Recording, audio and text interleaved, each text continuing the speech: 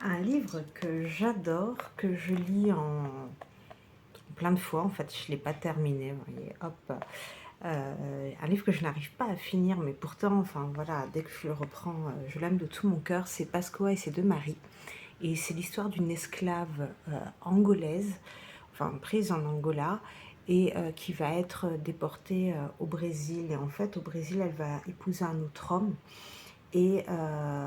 alors que son mari, le premier mari qu'elle avait et qui, a priori l'a maltraitée, heu, en Angola, est toujours vivant. Et en fait, ce qui est assez incroyable, c'est que, là, l'auteur donc Charlotte de Castelnau l'Étoile, a mené l'enquête, a suivi le parcours donc de cette esclave et surtout, s'est rendu compte, enfin nous met en avant en fait l'absurdité du système, c'est-à-dire que,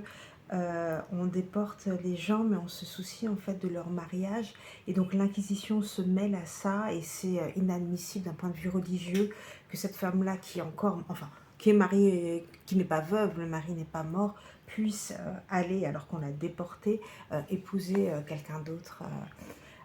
voilà, donc c'est un peu, toute l'absurdité du système et puis, la richesse de cette femme, quand même sa liberté. Ce livre, il révèle beaucoup de choses. Il montre en fait comment ça fonctionnait, les mariages, dans les familles aussi, comment les esclaves vivaient dans les familles, heu, cette liberté sans être libre. Enfin, c'est vraiment très intéressant et puis bien sûr le poids de l'Église. Voilà, donc j'adore.